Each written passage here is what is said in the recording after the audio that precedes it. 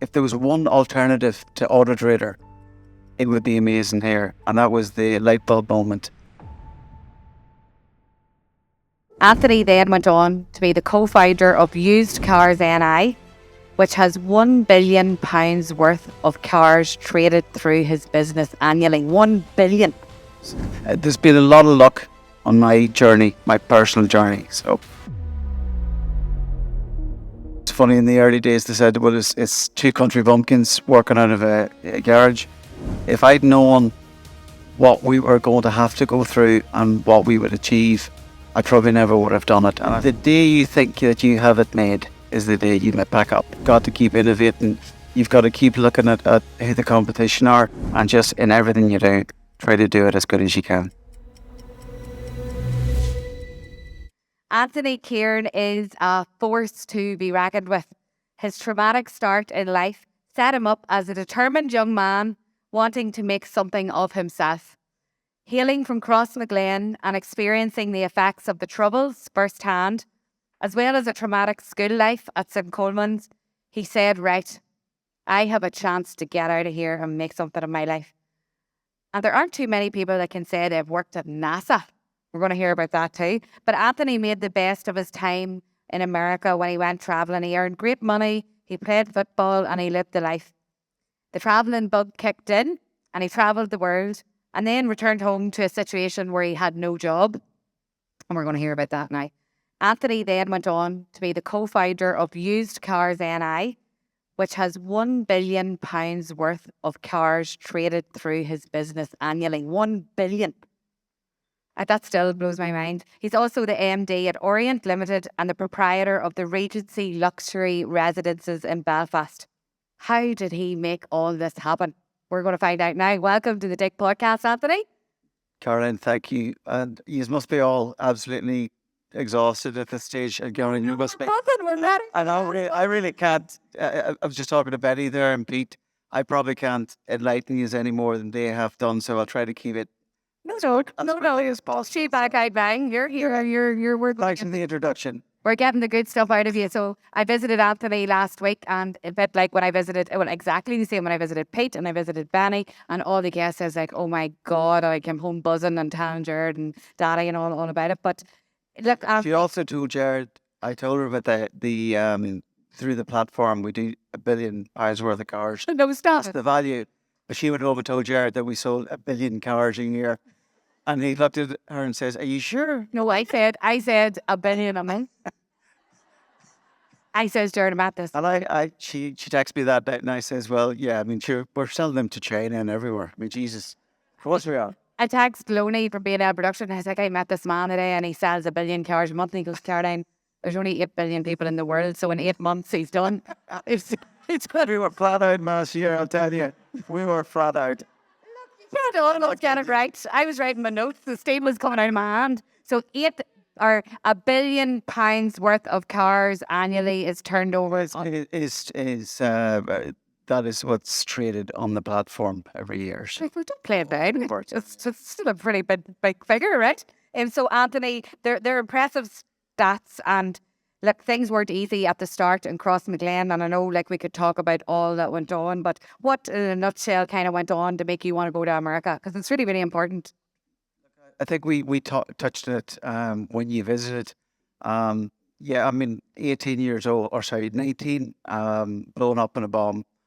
British soldier was killed, and I think that kind of for me was the catalyst to say, you know, at the time, to be fair, I was actually ambling through life. I was kind of, you know, I was an average student, very, very average student. In fact, you know, I mean, Anna, I want to come back to that actually a little bit because remember I told you about my prowess in schools and Colman's? Yeah. I actually brought some of the report cards, and if I get a chance, I'll read some of them out.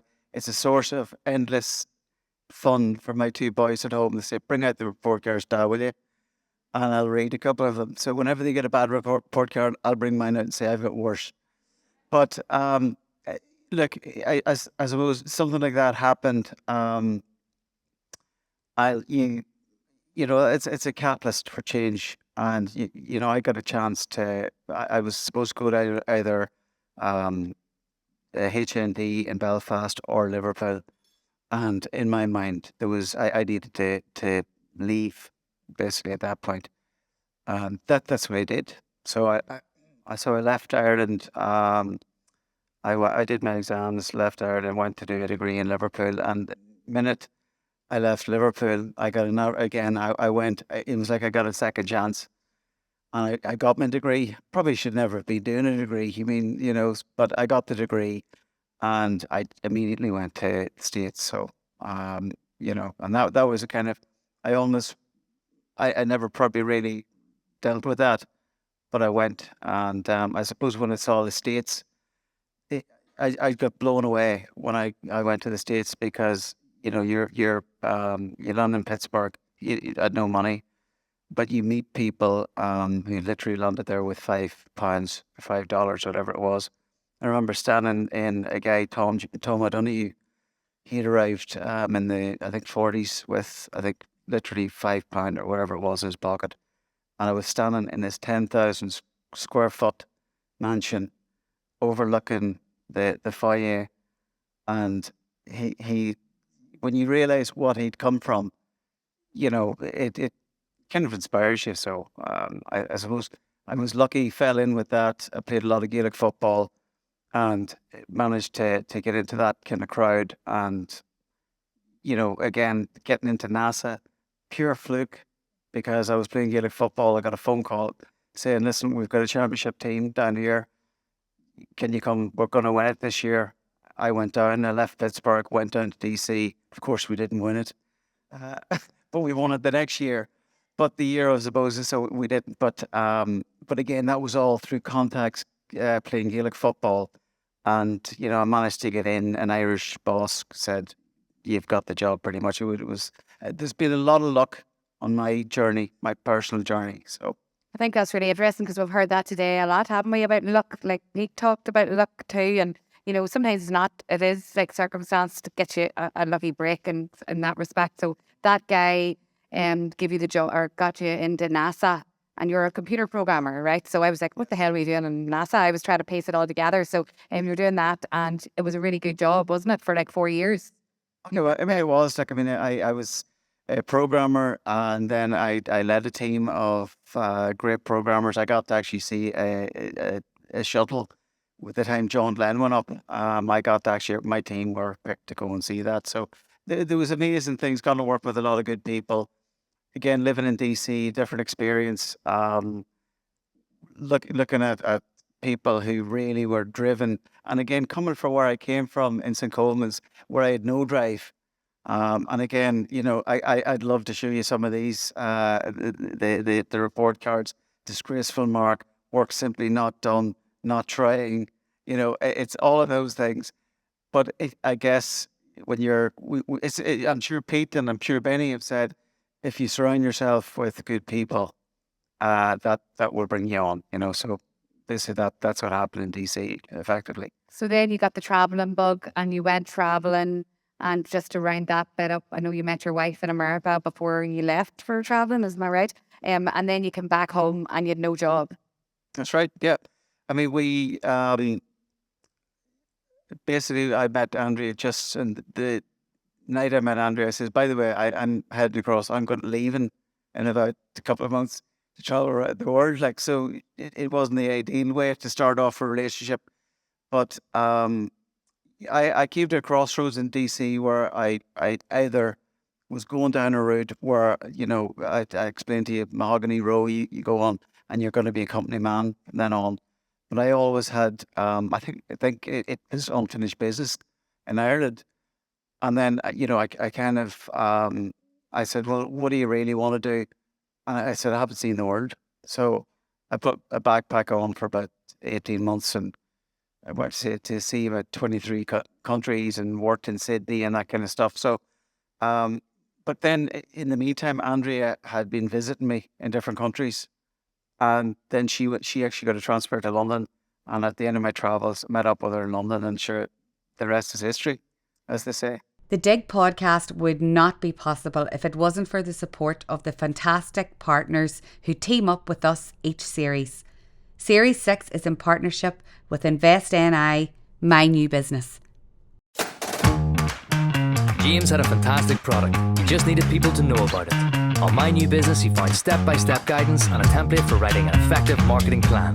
Following the guidance, he carried out market research, outlined his budget and set clear goals to help reach new audiences. Need help running your business? Visit nibusinessinfo.co.uk/mynewbusiness.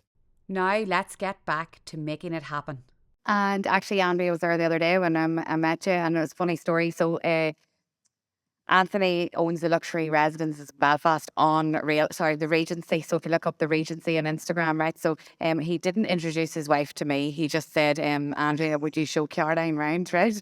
So she was showing me around and all, and I was like, isn't this place unreal and all? And I was saying this to her. And then I said, so have you worked here long? And she's like, he didn't tell you, did he? I'm his wife. And I was like, no. I was like so shocked by this place, but Andrea's lovely, but she was there. She supported you during that time when you didn't have a job. That was a wee bit soul destroying, I'm sure, for you who'd been in such a successful position in Washington. But you then met your business partner and Cecil, and you clicked, didn't you, on an idea? Do you want to talk about that? I mean, it was, again, just pure luck. I came home, I couldn't get a job in London, and I was... So if you hold it up a bit, yeah, so it doesn't... yeah, like that's this. it, yeah. So I couldn't get a job in London. And it's actually the best thing that ever happened to me. And sometimes, the most difficult situations end up leading to, as you well know, the best situation in your life. There was one job I got down from 250 people to 2 people, and I got told, you haven't got the job. This is after 5 interviews. It really, really convoluted. But it was the best thing ever happened to me. And it allowed me, I went home to start a job on a fraction of what I was earning in America and in Australia, but I needed to start working. I'd work for 6 months. And after about maybe a year, Cecil had put an advertisement in the paper, believe it or not. And, it was one of these random things that I just applied for it. And when I met him, I realized very quickly that he couldn't afford to pay me anything. Like he was starting a web design company. He'd put 30 clients. And I said to him, I says, look, you can't afford to pay me. He says, yeah, well, sure, we could figure that out. I says, no, I mean, you need a business partner. And we built up that web business. And then it came, I mean, we had about 10 car websites at the time. And we were sitting in a meeting in Donnelly Brothers, and this executive walked in and said, if there was only one alternative to Autotrader, and that was literally the light bulb moment. What did he say? If there was one alternative to Autotrader, it would be amazing here. And that was the light bulb moment. And sure, we said, sure, why don't we be that alternative? And it was, again, there was different things. And I was telling you that we went round for, a long time knocking doors on car dealers and getting them closed in their face because no one had heard of used cars NI. And eventually we came around, we knew we were techie, and we knew we said, look, all of these 1,000 websites, we're good. I was a programmer, Cecil was a programmer. We knew that we could write code to pull all of that content and present it on one website, which is what we did. And Cecil says to me, do you think that's illegal? And I says, well, look, better to ask for forgiveness than permission every time. And that's how me and Andrea are as well. Well, you've only just wrapped in. This has been a recurrent theme all day. So and it turned out it wasn't illegal, but it gave us that jump start that we needed, and we built it on from that. And now, there's 700-800 dealers are feeding stuff to us. So, but we needed to do it, and sometimes I think, you need a break, and I think there's a saying, if you hang around a barber shop long enough, you get a haircut. So eventually you're going to get a haircut, and. But what did they say, them boys say about you and Cecil? I mean, it was Trader, and it was funny in the early days. They said, well, it's 2 country bumpkins working out of a garage, which they weren't too far away from the trades, to be fair. looking back at it, but I think they slightly underestimated it. Because they've now tried to buy you how many times? Like I mean, they say I think every couple of years we do the dance every 10 years, and Uh-huh.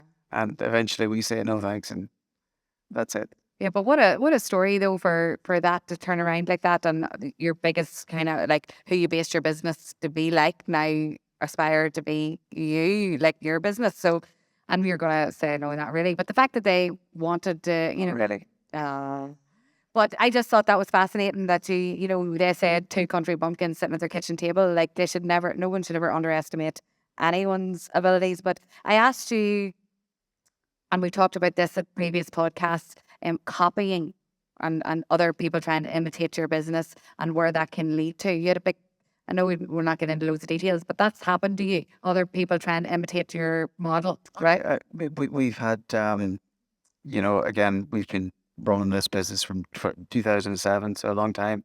We're battle scarred at this point. We've had a litigation that went on for a year and a half with a company that were literally sucking down our content and putting them on theirs, and they were a big media company.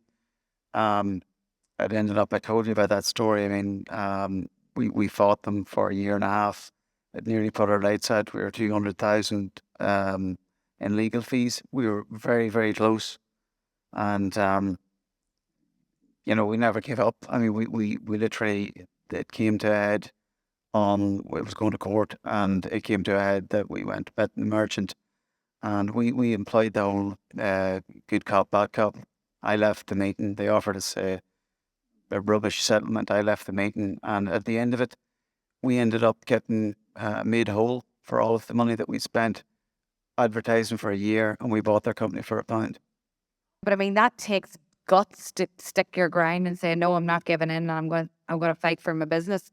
And to end up in that way was brilliant for you. But it's not easy when that happens. I asked you about success, and you said to me as well about never taking it for granted and never resting on your laurels. You'd said that to me as well. So, what would you say to people about that? Like, you are obviously very successful, but you have to still work very hard. Like, if your passion project now, I know it's a passion project with the residences, but you never stop. I mean, it's very hard to define success because, when I started, this is, if anyone's considering or looking to start your business, when we started, I had no idea I would get to this point. I'm sure Benny's the same. I'm sure all of these people, I'm sure Alex, who I listened to, we started it, and the way Used Cars and I has morphed in. I went to Christmas party there, and there were 7 people in the Christmas party with their partners that I'd never met before. Like, people I just hadn't met. We had just hired them. And it's weird walking into your own company and you don't even know people. And it would have absolutely frightened the life out of me if I'd known when we said that light bulb moment, when we said, well, let's just do that. If I'd known what we were going to have to go through and what we would achieve, I probably never would have done it. And that's the thing. It's kind of, I liken it almost to, the way a country road has, and the way they develop country roads with little turns and twists so that the donkey would go on to the next wee corner. And I'm not likening myself to a donkey, by the way. I'm actually driving the cart, right? But that's it. You literally, you get to the next stage and you say, Jesus, I'm not at the end. I'm going round. I mean, we're finished phase 1 of the Regency, and we're just now embarking on phase 2, which is going to have a state-of-the-art gym, the hot and cold therapy. It's going to have a presidential suite. It's going to span, I mean, the length of this room, with a bar in the middle, with 4 bedrooms, a study, a lift up to it. And I never knew when we bought those buildings way back X number of years ago that we would be looking at this, So, and who knows what's going to happen after that then? We don't know. So. But you're always, we talked about evolving. You have to change and you have to keep moving and you have to stay above the trends or on top of the trends. Isn't that right? I think if you stay still, you're sunk. Yeah. I mean, the day that, and again, everyone that you spoken to or today or has been up here, they'll know that if you the day you think that you have it made is the day you might pack up and go. That's absolutely, you've got to keep innovating. You've got to keep looking at who the competition are. You've got to look at the trends, and that is a constant thing that an entrepreneur has to go through. Your daddy gave you really good advice. Daddies are good at that, aren't they? And it was, and nothing like mind blowing or anything, but I just thought it was lovely. Do you remember what you told me it was? What was it? I mean, when I emigrated, live a good life, son. Live a good life. And what did he mean by that? And I think it's, I was looking at, you asked me about quotes, and there's so many quotes out there that you can, far better it is, those kind of inspirational quotes. I think at the end of the day, all of these things, you live your best life as a buzzword now. You see that on social media a lot. I think all it meant was, definitely don't leave any, don't have any regrets. I mean, there is the story of the man on his deathbed, and he's surrounded by the ghost of unfulfilled unfulfilled potential, and unfulfilled dreams, and unfulfilled experiences. And the ghosts go, "Well, you never breathed any life into me. Why did you not breathe any life into me?" And that's the worst case scenario for me, that you didn't actually keep going and you didn't live your best life. And I think it was a very simple message. He gave it to me 20, 30 years ago. I don't think he thought too much about it, but really, if you look at the gurus out there now, it was bang on point, very succinct, and just in everything you do, try to do it as good as you can. And your daddy was on trend and he didn't even know it. He didn't know. Talking about living your best life. But I think there's some good in that. And we talked about that, like living your best life, living a good life. It doesn't have to always mean being multimillionaire or like hugely successful in those businesses. It's about being happy with your family and you. We're getting all philosophical now at the end of the day. But I just feel like, we can try to be as successful, but sometimes it can be to the detriment of the other parts of our lives as well. So it's really interesting that your daddy said that. Treat your staff well is one of the things that you said to me, and one of the trends of the podcast series as well. How important has that been, and what have you done that treats your staff well? I mean, I think one of the our own staff would say that we have very little turnover in the company, which is amazing, and it's almost like a family that we've created. So, like, we're all out tomorrow night. Cecil is my business partner. He has produced a pantomime, and he's making everyone in the company go to see this in Belfast and bring their partners. And we're all going to the Regency first of all for drinks and for nibbles and all that kind of stuff. I I can't tell you how much I hate pantomimes. Oh yes, I can. But anyway, Bees. But yeah, I think that's really important too. And like, I was always kind of one man band whenever I did children's wear until it grew a bit. But I find it hard sometimes and that was a question actually that a lot of people ask. How do you keep staff motivated to have the same passion that you have for your business? How do you do that? I'll give you an example. Our MD is a guy called Stephen Kelly. I interviewed Stephen 11 years ago as a sales guy, and I knew that Stephen, even at that point, was much better than me, as most of my staff are. In fact, all of them are. But I think someone alluded to it earlier on. Like, don't be afraid to hire staff that are better than you. In fact, look for that and give them the opportunities. I've had to vacate roles. I left a marketing role at one point because Emma at the time, needed to move her career forward. So I get bumped from that, and I was kind of sitting and go, well, what do I do now? I'm supposed to be doing the marketing, and this is what, find something else to do. But Emma got then, and then she moved on. Her career took a different trajectory from that. But I think you have to treat them with respect, number one, and give them opportunities, and obviously pay them well as well. And I think if you do that, if you do those three things, they'll reward you, and they'll feel part of the team. And we have ended every podcast with, what would you say to everyone that's listening who are trying to make it happen, whatever that may be? I mean, everybody is different, and everyone will have their reasons. But I would question what is holding you back, because if you don't try, you'll never know, and that's about as simple as I can get. There's nothing separates me from anyone in this room. It's just I took that. I went to that first corner in the road. So just go for it, I would say. If you don't try, you won't know. Thank you so much to Anthony Kieran. And if you want to work and they find out all about the Regency, I think it's at the Regency Belfast. At the Regency Belfast, go and have a look. And it's a really special place where you can spend time with family and friends in Belfast. Thank you for listening to another episode of the Dig podcast. It's an absolute privilege to be your host every week and to spend time with the most driven, inspirational people. Don't forget to tag us on social at Dig for Success if you enjoyed this week's conversation. And until next week, keep taking those steps to making it happen in your business and in your life.